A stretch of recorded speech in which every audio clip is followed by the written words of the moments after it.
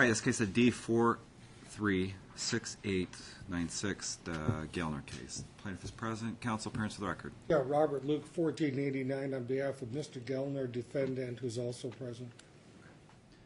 This is on. We are still set for an evidentiary hearing, first of the year, regarding the plaintiff's request to relocate. She has filed a motion to what she's called regain primary physical custody and reinstate child support. I think a lot of it is financially based. Is that correct? Wherein he's apparently stopped paying child support? Yes, sir. Okay. And I guess I'll turn to you. It was never my intent. In fact, in the minutes of... it was not modified in August. In the minutes of September 12th, 2012, quote, the current child support shall remain status quo. So I don't know why he would have desisted child support. It was never my intent in this case to modify. The arrangement was temporarily modified, if you can recollect. I didn't want the girls basically sleeping over at a stranger's house if they had their own bedrooms. Correct. Right.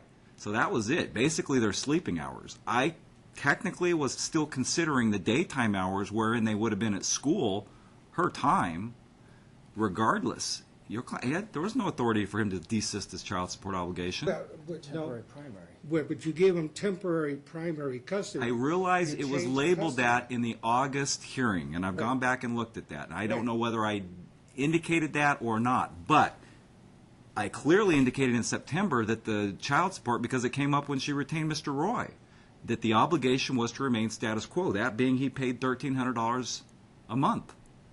Well, but she didn't have custody of the kids at that time, and it wasn't clear from the court at all about whether or not he was going to be paying child support, because child support depends on having custody of the children. Listen, again, I don't know whether I indicated that on the record. I realize I had a different court clerk in here on that day. I realize that that's what the minutes indicate. I realize why someone could think that.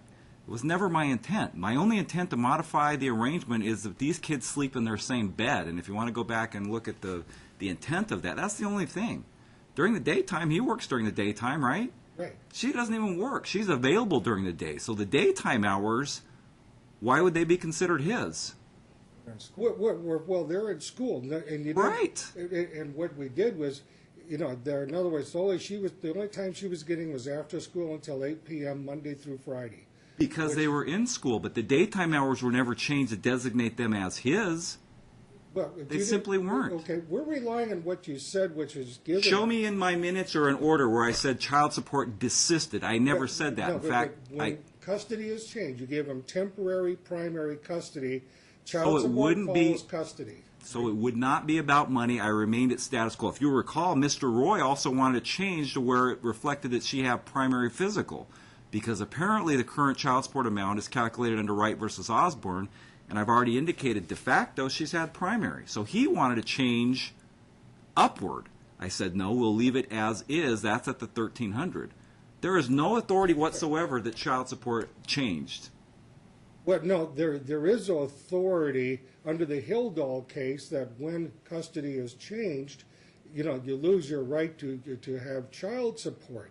If you don't have the kids... That's not true, Mr. Luke. In fact, the Hildahl case and the other cases, when there's a modification of custody, it's not retroactive till there's a court order to that effect. In one of those cases, someone literally had physical custody for a few years, wanted retroactive child support, and they weren't allotted it. And that's correct, because if you don't have custody of the kids, you don't get child support, okay? And that's the fundamental premise of why we award child support, is we presume you're taking care of the kids. But regardless...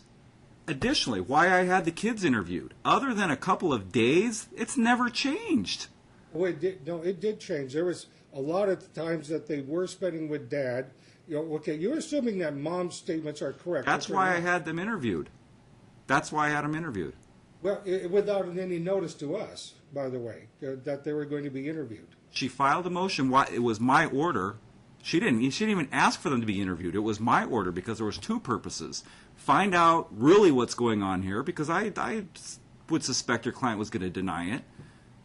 If these kids were not of an adequate age and capacity, that's the first thing that's what they look for at FMC. They would have said that. This would have been a one-paragraph thing.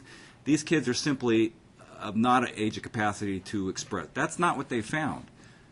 Secondly, I have to, under the relocation factors, consider their interests, which I hadn't done yet. So it was sort of a 2-for-1 for a reason why I did it. No, I understand that. We found out that the order was granted the day they're supposed to be interviewed. Okay. There was no motion to us and no request to us, that we were even aware that the children were being interviewed.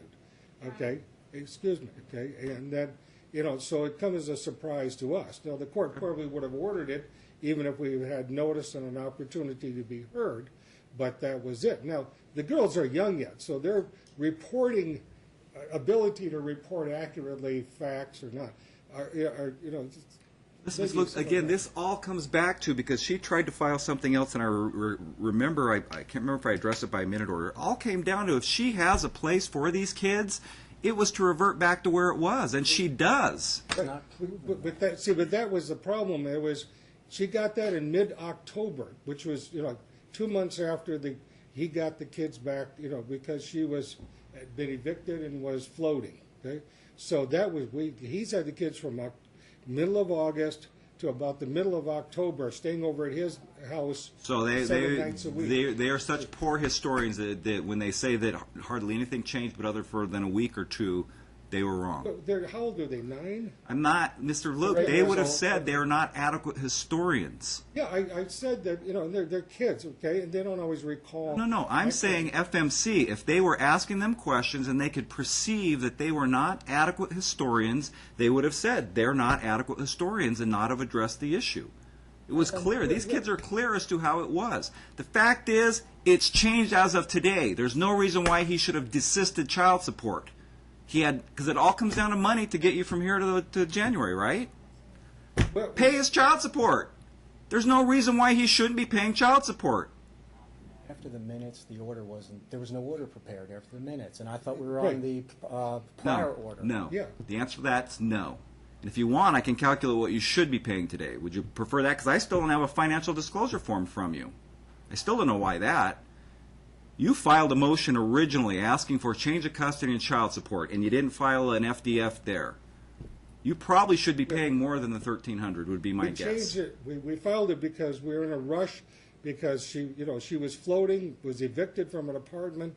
We needed to get into court to make sure get the kids stabilized, get the situation stabilized. Okay. Look, it all comes down to, and the only reason she's filed. And I'll grant you, here's the thing: the DAFS takes a long time to get things in place. If you want to submit a wage assignment directly to me, I'll sign it at this point.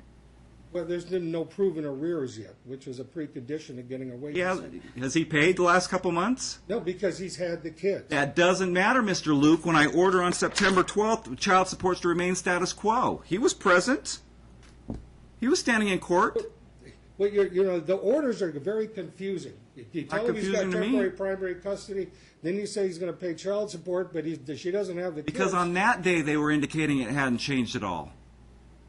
Well, let's have an evidentiary hearing when it actually changes. We'll address it at the evidentiary hearing. For right now, he owes her $1,300 for the month of November. He's to pay her $1,300 by the 15th of December. We'll be here in January. There's no reason why he should be not paying child support. Okay, but based on the change back to where she's got primary She's custody. had that, and the kids have indicated that's the way it's really been. Well, let's put it this way. We're going to dispute what the kids said, okay? Okay, because he keeps track of these things. You're not going to be able to set aside the court order, which was back on the 12th, that it's to remain status quo. It should have been addressed that day if your client didn't think that was fair. You were here. Well, we're not aware that you ordered the child support to continue. We didn't make any changes per se, except you changed primary custody. And never changed the child support order. Well, how do you get child support if you don't have the kids? Okay, how do you get child support? He never had a right to desist, Mr. Luke. He never had a right to desist. Well, if you don't have the kids, you don't have to, he's taking care of the kids. He's taking care of them. Need the child support order to indicate that. You know that. You know what the law is. You know what the case law is. It's incumbent on him to modify the child support order. Otherwise, it's ongoing and enforceable, even if he had primary physical custody, even if he had it. Well, I'm going to disagree with you on that one. You can't, because you know that's the law. I know, I've seen it applied many times when the You court can orders argue haven't been inequities and changed. everything else, but the law has been, in this arena, decided. Until there's a child support modifying it, it's still in existence and ongoing. Hilldale has been interpreted the other way, okay? Once, if custody is no longer with that parent. Okay, it's and an you want to equitable waiver. address this minutia at the time of the evidentiary regarding relocation, feel free, but I don't get the, today, before the 30th, he's to pay her $1,300 for November. By the 15th of December, he's to pay her $1,300. Okay. That gets us to January. Okay? And if you need it, we'll go ahead and reaffirm that you do have primary physical custody under the prior terms because you now have apparently an apartment. Okay? Okay, well, Has it been proven that she has a well, apartment? that's the lease? problem is, the She the wouldn't lease. show me the apartment? I don't know if that's her apartment. You know what? Ludicrous. Ludicrous. Okay, hold Where have your on. kids been? Where have your kids been, sir? Your kids were just interviewed on the, got to report the we're over 14th. But, Your Honor, I don't know if The kids apartment's don't stay under with her you. lease. They don't stay with you. I don't know if it's if the apartment's under her name. Then sir. why wouldn't you do something about it until then? You've done nothing for weeks and weeks and weeks. Oh, no. Well, first of all, Mr. Luke, let me ask your client. Has your kids been staying the night at your house? That's a simple question. Your Honor, I wanted Have to, your kids been staying at your house? I wanted to go over there with Metro. I That's didn't a want no. to cause a big scene. Go okay? ahead and get me an order, and we'll go ahead and the wage assignment if he doesn't pay it. If he doesn't pay it by the 30th, go ahead and ask for contempt as well. Ludicrous.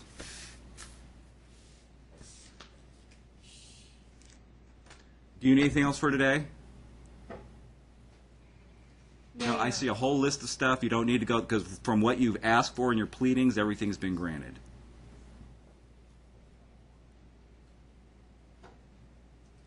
so the support orders from November 1 on, Yes. okay? He owes $1,300 before 3 days for November. If you want, I'll wait and see about October. If you want to submit something at the time of trial to say that that was waived, we'll deal with that at the time of the evidentiary hearing. The December's due by the 15th, January's due by the 15th, and then we'll deal with everything else in January. So from August 15th through. We'll deal with the arrears. They think they might have some sort of defense to it, but we'll see. Excellent. Right? We'll deal with everything at the time of the hearing. Your Honor, See, I didn't even see my kids on Halloween. I was supposed to take them trick-or-treating. I didn't see them on Thanksgiving. I was supposed to have Thanksgiving dinner with them. I thought we were under the temporary order, sir. Anything else, Mr. Luke? No, but he's got a problem, and she makes arrangements with them to see the kids, and she jerks it back. We're back to the existing order from when this started. Now that she has accommodations, the schedule as of the decree of November of 2010 is back in effect. That includes holidays, weekends, everything. All he was saying was that there were telephone calls made, and they said, fine, he can have the kids at 4 o'clock Thanksgiving Day. She blew that off. Give him some time on Halloween, blew that off. And those are the questions. I'm not dealing with it. We'll deal with the time of trial. If he wants to make up time for Halloween, we'll deal with that as well. Okay, so you want to be a brief Hilldale then? Because Luke, you can do what you want to do. You need to file a schedule for, well, she did file the schedule for. She's done everything appropriately. You want to find some sort of equitable defense regarding that, feel free. yeah, because I've seen it applied many times. Do what you need to do. Okay. That's not my understanding of the law, but do what you need to do. Otherwise, it'll probably likely get reduced to a judgment on that day.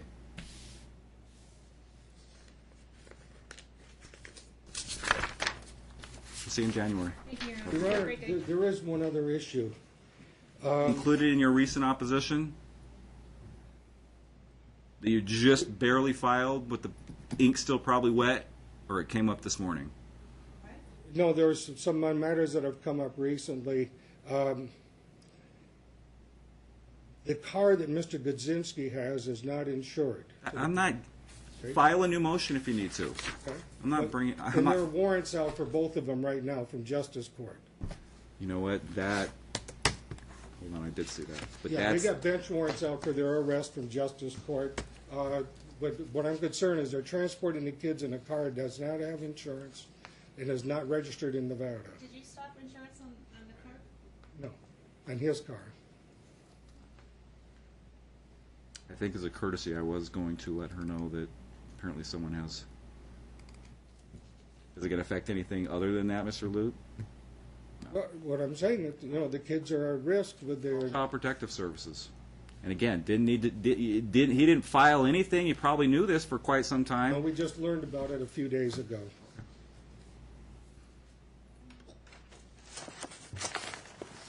You understand that there are some amounts due in Justice Court. No, Your Honor, I'm not aware of this. We have the Justice Court record printout right here. And warrants for both of them. Can you tell, Madam Clerk? There is one active. There's a. Apparently you are owing $15.30 to the Las Vegas Justice Court. I would suggest, I'm telling you it's in the system, that might be an error. I'm not modifying anything because of that.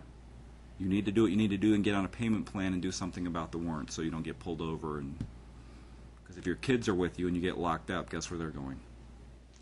And Mr. Gazinski has a warrant also. All right, we'll see you in January. Thank you.